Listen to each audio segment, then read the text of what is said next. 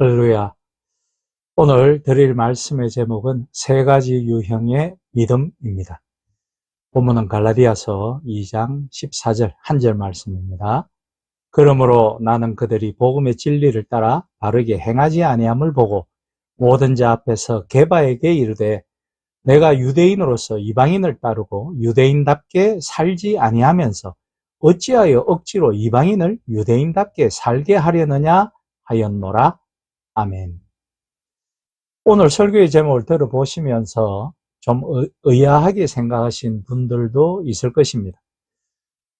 우리나라의 기독교인들을 살펴보면 대개 세 가지 유형의 믿음이 존재한다고 볼 것입니다.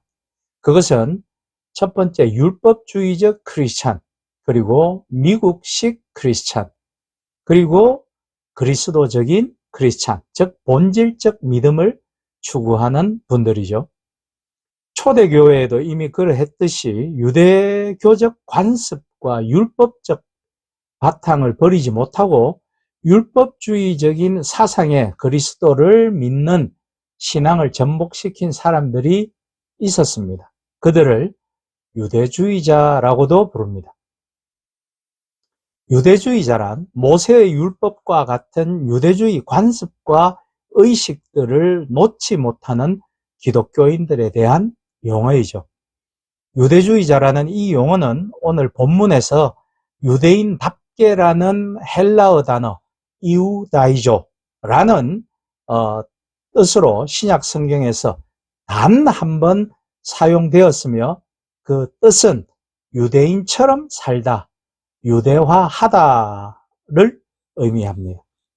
여기서 바울은 베드로가 개종한 이방인들을 유대인화시키는 것에 대해 공개적으로 우려를 표시한 것입니다. 성경에 율법주의라는 단어는 나오지 않습니다.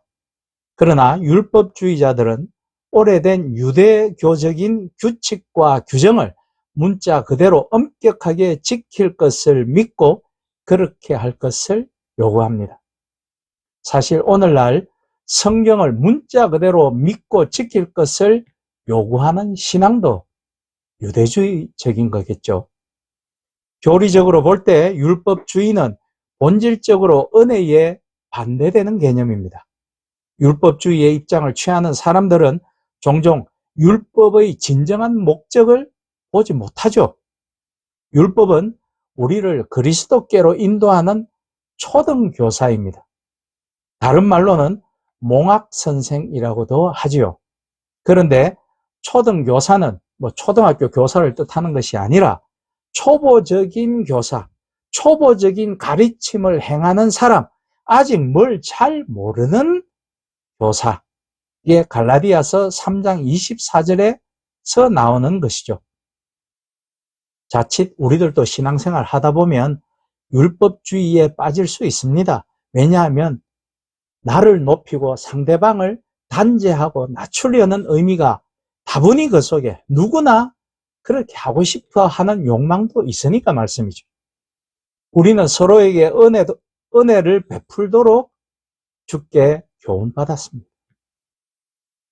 믿음이 연약한 자를 너희가 받되 그의 의견을 비판하지 말라고 로마서 14장 1절에 되어 있는 것처럼 슬프게도 비본질적인 율법에 대해 너무 집착하여 다른 사람의 신앙적인 의견이나 관점을 일절 허용하지 않으면서 그렇게 함으로써 전도의 접촉점이나 성도들의 교제를 무너뜨리는 이들이 많습니다.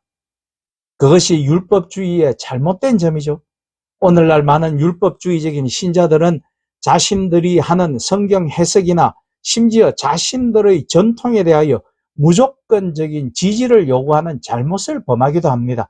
예를 들어 영적인 사람이 되기 위해서는 담배나 술이나 춤이나 영화나 가요를 부르지 않고 보지 않고 피해야만 한다는 것으로 사람들에게 주장하는 사람들이 많이 있죠.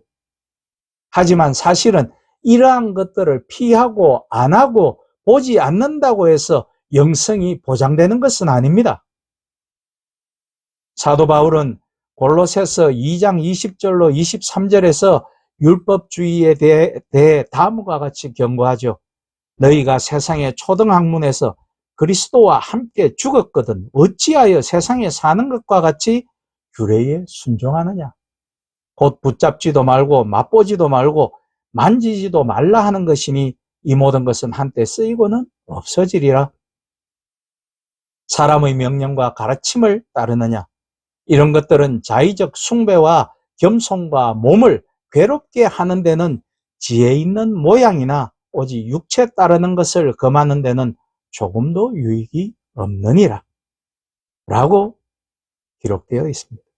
율법주의자들은 의롭고 영적인 사람들처럼 보이지만 그들은 내면의 변화보다 외적인 행위, 즉 외식적인 것에 관심을 갖기 때문에 궁극적으로 하나님의 목적을 성취하는 데는 실패합니다. 그럴 수밖에요.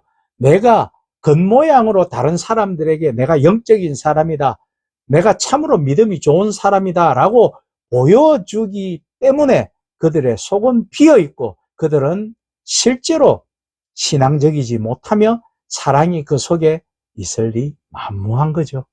하나님의 목적을 성취하는 데는 그것이 쓰임받지 않습니다. 율법주의의 함정에 빠지는 것을 피하기 위하여 우리는 사도 요한의 율법은 모세로부터 말미암은 것이요 은혜와 진리는 예수 그리스도로부터 말미암은 것이나 라는 요한복음 1장 17절의 말을 굳게 붙들고 은혜로운 사람, 특히 그리스도 안에서 형제 자매들에게 사랑을 나누며 그들을 위하며 그들에게 순종하며 그들을 도와주는 사람이 되어야 함을 기억해야 할 것입니다. 남의 하인을 비판하는 너는 누구냐? 그가 서 있는 것이나 넘어지는 것이 자기 주인에게 있음에 그가 세움을 받으리니 이는 그를 세우시는 권능이 주께 있음이라. 로마서 14장 4절의 말씀이죠. 네가 어찌하여 내 형제를 비판하느냐? 어찌하여 내 형제를 업신여기느냐? 우리가 다 하나님의 심판대 앞에 서리라.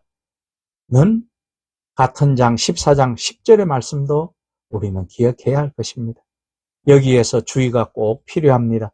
우리가 서로에게 은혜를 베풀어야 하고 논쟁의 여지가 있는 문제에 대한 불일치를 용인할 수는 있지만 이단을 받아들일 수는 없는 법입니다.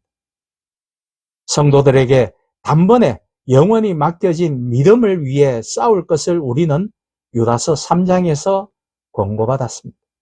우리가 이러한 지침들을 기억하고 사랑과 자비 가운데 그 지침들을 적용하여 나간다면 율법주의와 이단 그리고 스스로 정통이라고는 하나 정광훈과 같은 사이비들로부터 우리의 신앙은 안전할 것입니다.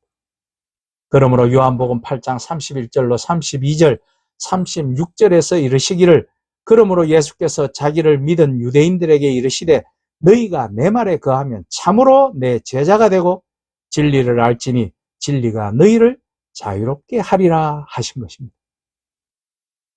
조선에 서양인 선교사가 들어왔을 때 캐나다, 호주인도 있었지만 미국 선교사가 압도적으로 많았습니다.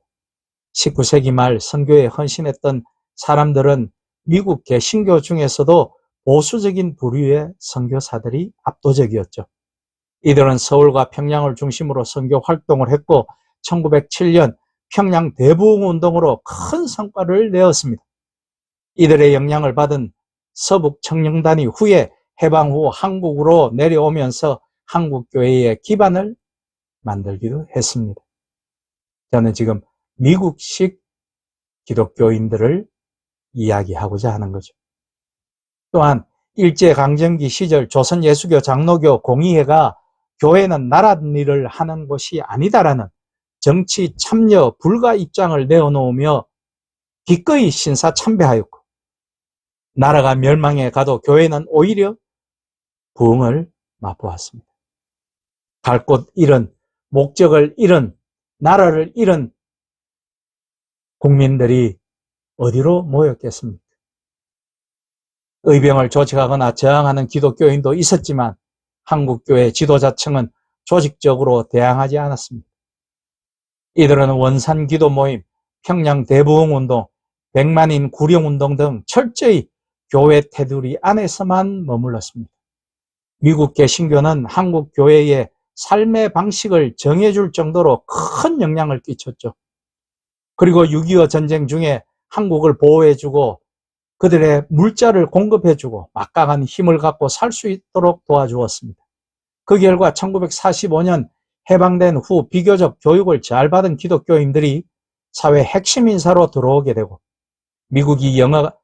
미국과 영어가 통하는 그들의 뒤를 봐주면서 선교사들 유입량도 이 땅에 늘어났고 그 중에서는 미군정 안에 들어가 한국 정치에 참여하게 되는 선교사도 신자들도 늘어났습니다. 게다가 미국으로 유학을 다녀온 감리교인인 이승만이 첫 대통령이 되면서 한국교회는 미국과 더 긴밀한 파트너십을 맺게 됐죠. 한국에 복음이 들어온 지 60년 만에 기독교 신자가 대통령이 됐고 부통령은 목사가 됐습니다. 신사참배하던 굴욕적인 시기를 지나 제1공화국이 만들어질 때까지 한국 기독교는 인구의 5%도 되지 않았지만 정치인, 학자 등 오피니언 리더가 대거 포진해 있었습니다.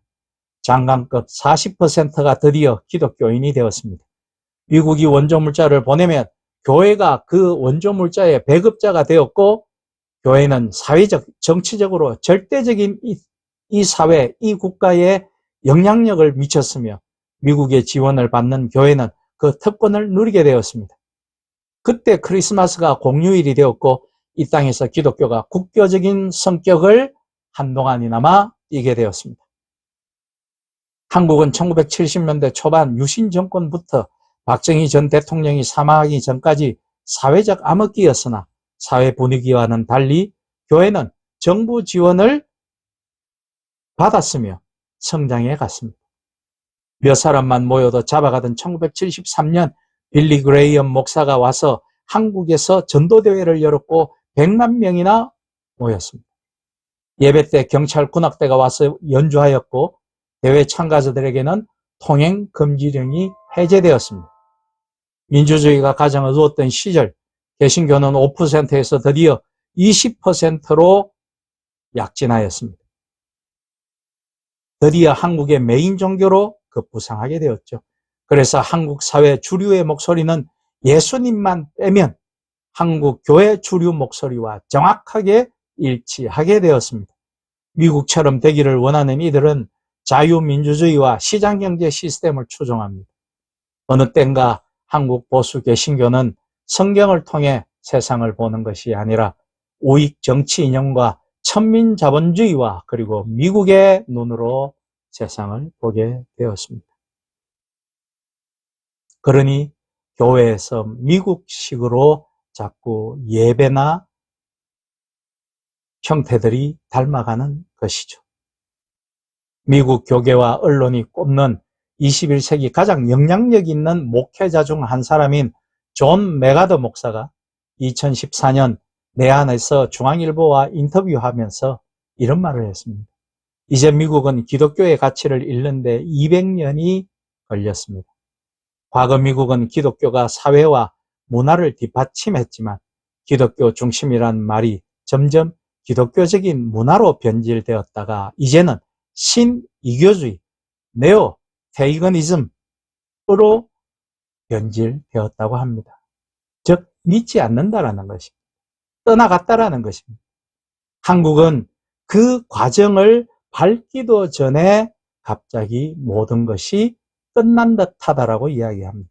또 이야기하기를 한국은 짧은 기독교 역사 가운데 갑자기 교회가 커지면서 사회에 강한 영향력을 미쳤다. 그 결과 기독교 가치가 내부적 또는 사회적으로 제대로 정착도 되기 전에 교회는 힘과 권위만을 갖게 되었다. 그런 상태에서 한국 교회는 포스트 모더니즘에 대처하지 못하고 그 크리스천의 본질을 잃어가고 있다라고 한국 교회를 보고 존 메가더 목사가 이야기하였습니다. 우리가 알아차리지 못하는 사이 사회는 이념 문제에서 발생하는 갈등보다 세대 갈등이 더 깊어져 갑니다.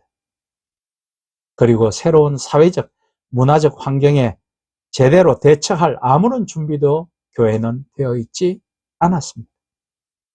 저와 같은 학자, 목사들이 아무리 외쳐도 공허하기만 합니다. 한국 사회는 빠르게 바뀌고 있는데 다음 세대를 위해 기도만 하자고 할 뿐 아무런 행동과 실천은 하지 않는 것이 문제가 아닐 수 없습니다. 따라서 교회가 따라잡지 않으면 뒤처지고 이제 교회도 멸종될 판인 것입니다. 교회가 계속 사유하고 변화의 방향을 읽어내고 대처해 간다면 교회는 계속 유지되고 부흥해 갈 수 있을 것입니다. 한국의 기독교가 개독이라는 소리를 더 이상 듣지 않고 축소되지 않으려면 과거를 청산하고 복음의 본질로 돌아가야 합니다. 즉 그리스도를 믿는 본질적인 크리스천이 되어야 한다는 말씀입니다. 예수 그리스도의 말씀과 실천 그리고 사랑과 화평의 생명수를 내 주위에 뿌려야 합니다. 그 사역에 일조하시는 여러분과 제가 될 수 있기를 예수 그리스도의 이름으로 축복하며 부탁드립니다. 아멘.